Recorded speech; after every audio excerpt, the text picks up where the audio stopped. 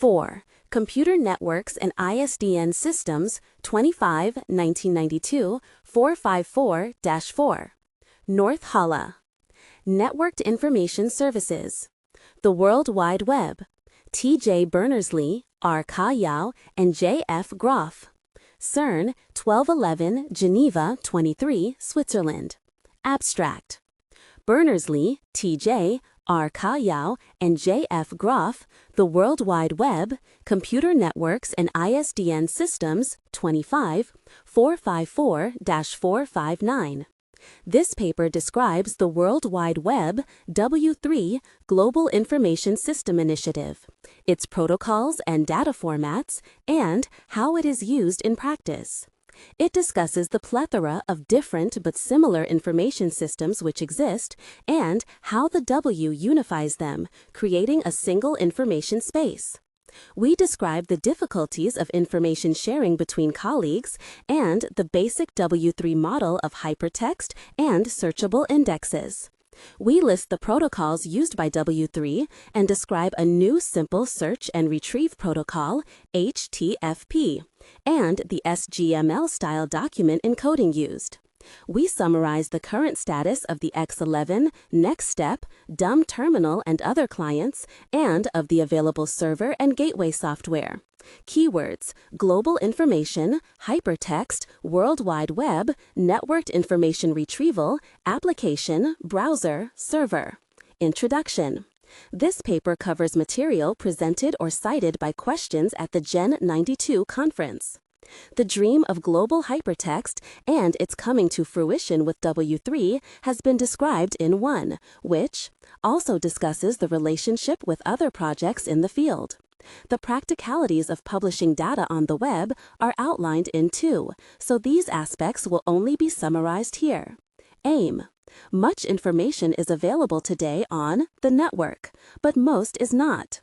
When an individual enters a new organization or a new field, it is normally necessary to talk to people, look on bookshelves, and nose around for clues about how. Correspondence to Mr. T.J. Berners-Lee, CERN, 1211, Geneva 23, Switzerland. Tel, +41 22 767 375. Fax, +41 7667 155.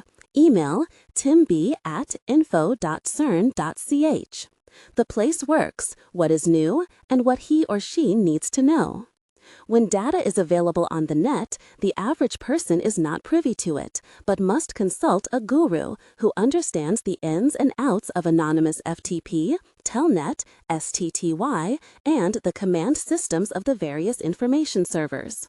The aims of the W3 initiative are twofold. Firstly, to make a single easy user interface to all types of information so that all may access it. And secondly, to make it so easy to add new information that the quantity and quality of online information will both increase. Already, most information of value exists in some machine-readable form. If we can solve the problems of heterogeneity of platform, data format, and access protocol, the resulting universe of knowledge will considerably enhance our working together. The W3 model. This is described at more length in 1, but is basically as follows. At any time, the user T.J. Berners-Lee et al. The World Wide Web for adding a document. 2 navigation operations are provided. One operation is to follow a link from a particular piece of text to a related document or part of a document. The other operation is to query a server with a text string. The result of either operation is the display of a new document. The query operation is only provided for certain documents, those which represent a search utility provided by a remote server. The query typically returns a synthesized hypertext list of items, each linked to some document which matches the query.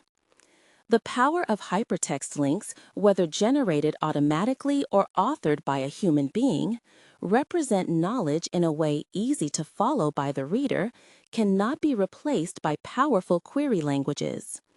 Conversely, the power of special-purpose query engines to solve user post queries cannot be replaced by a system using only hypertext links.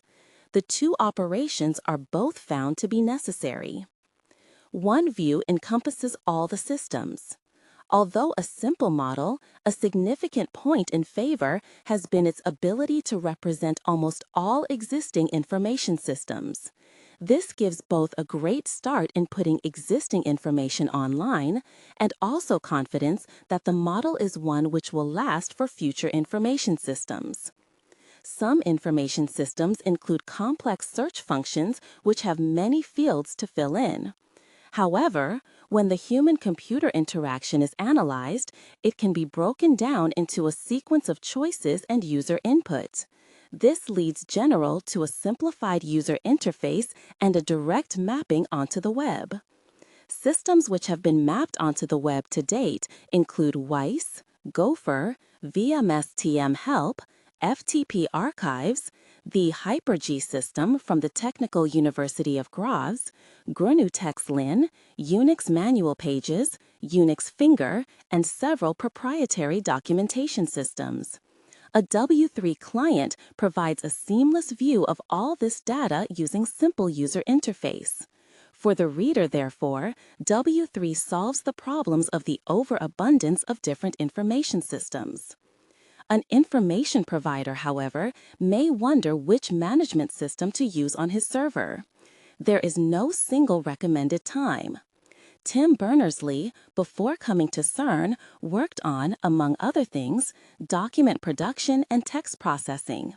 He developed his first hypertext system, Inquire, in 1980 for his own use, although unaware of the existence of the term hypertext. With a background in text processing, real-time software, and communications, Tim decided that high-energy physics needed a networked hypertext system, and CERN was an ideal site for the development of wide-area hypertext ideas. Tim started the World Wide Web project at CERN in 1989. He wrote the application on the NeXT along with most of the communication software. Robert Cailliau, who was formerly in programming language design and compiler construction, has been interested in document production since 1975, when he designed and implemented a widely used document markup and formatting system. He ran CERN's Office Computing Systems group from 1987 to 1989. He is a longtime user of HyperCard, which he used to such diverse ends as writing trip reports, games, bookkeeping software, and budget preparation forms. When he is not doing W3's public relations, Robert is contributing browser software for the Macintosh platform and analyzing the needs of physics experiments for online data access. Jean-Francois Groff provided useful input in the design issues. During his stay at CERN as cooperant, JF joined the project in September 1991. He wrote the gateway to the VMS Help system, worked on the new modular browser architecture, and helped support and present W3 at all levels. He is now porting the communications code to DECnet in order to set up servers for physics experiments. 6. T.J. Berners-Lee et al., The World Wide Web. Fortunately, it is normally true that if he is a relatively organized approach to keeping his data, he can generally adopt new tools without the user being very aware that things are different. For example, he can run a new indexing system or generate a new browsable hierarchy on top of his existing data. He should pay close attention to the easy collection or contribution and update of the data, as this is the step which will ensure its quality. No amount of work on the process software can make up for a lack of accuracy or timeliness of the raw data. The W3 project does not restrict the choice of databases for information management. It simply makes whatever exists visible. However, it is hoped that more simple tools for automatically publishing files and email archives as indexed hypertext will be available in the near future. It is important to emphasize that although the user model is hypertext, the data published does not have to be prepared in hypertext form. Most data on the web is plain text accessed by automatically generated hypertext links following, for example, the directory tree in which the files are stored or an automatic indexing system. The prospective information provider need not be frightened by the term hypertext. It is true, however, that he may in the end wish at least browsers. DOM, PC, Mac, X, Next. De-dressing scheme, plus common protocol, plus format negotiation. I, Internet, News, Servers, Gateways. Fig 1, the World Wide Web Client-Server Architecture. T.J. Berners-Lee et al., The World Wide Web for Overview Document to be handwritten hypertext order to maximize the impact and communication with the reader. Protocols. W3 uses a client-server architecture, Fig 1, to allow complex presentation facilities to be provided by the client and powerful search and data manipulation algorithms to be provided at the end of the data by a server. The protocol needed to connect server and client is a simple, stateless search and retrieve protocol. In practice, the W3 clients all include the ability to use various other protocols, including FTP, 3, Gopher, 4, local file access, and NNTP, 5, for Internet news. This gives each W3 client access to several already existing worlds of information. The document addressing scheme allows names to be given to any document, file, directory, newsgroup, or article in these systems. This means that a hypertext document may be written or generated which includes links to these objects. Other worlds of information, such as that of waste servers, 6, are made available by gateways which perform the mapping of that world into the web. Ideally, a protocol used by W3 has the following: document retrieval by name, index search by name of indexed plus reader-supplied text, stateless operation. Rapid traversal of links between documents on different servers makes the concept of a session between client and server inappropriate. Minimum number of round trips. As technology advances, processing time may continue to shrink, leaving long-distance round-trip delays the dominant factor in response time. Pipelining, allowing the first part of a document to be displayed or relayed through a gateway before the whole document has been transferred. This is easy when using a byte-stream-oriented protocol. To achieve this, a simple new protocol, HTTP, Hypertext Transfer Protocol, was defined in the conventional Internet style. This runs over TCP/IP using one TCP/IP connection per search or retrieve operation. The initial form of the protocol involves the client sending a simple ASCII request for a document, the command GET, and the document name. The response to this is either a hypertext file marked up in SGML using a specific document type known as HTML or a plain text document with an HTML header. In the new version of the protocol under development, SGML formatted request object includes detail about the client capabilities. The client capabilities include a weighting in the form of penalty points for information loss and time taken for conversions at the client end. This allows the server to make a balanced decision to send a particular format when several are available, minimizing the information degradation and extend delay associated with format conversion. The returned document contains an HTML header and a body which may be in any notation or combination of encoding schemes which the client has declared itself able to handle. Caching of converted documents at client or server side, obviously a useful technique, which could in principle be applied as an optimization. Data encoding. SGML was chosen as the base format for the returned document because it is an accepted encoding scheme and has traditional use in documentation. It is flexible enough to allow different object types to be encoded and non-SGML encodings to be encapsulated. SGML was not chosen out of any particular aesthetic appeal or inherent cleanliness. In general, the philosophy of the W3 initiative is not to force any more standards or command practices upon the world than absolutely necessary. The document naming and addressing scheme is considered essential, as its flexibility allows us to include new protocols and namespaces as they appear. The protocols are not therefore seen as so essential, allowing continuing research and development. Transition strategies, gateways for example, will allow the introduction of new protocols, and in a market of several coexisting protocols, the technical superior ones will hopefully achieve the most widespread use. T.J. Berners-Lee et al., The World Wide Web. The data format negotiation of HTFP is designed to allow the same market forces to exist in data encoding schemes and document types. When two co-workers in the same field or organization are using the same tools, one imagines that the negotiation will allow them to exchange data at a high level with a high level of functionality. For example, genetics workers may be able to exchange coded forms of DNA sequences which may be viewed and operated on with special tools.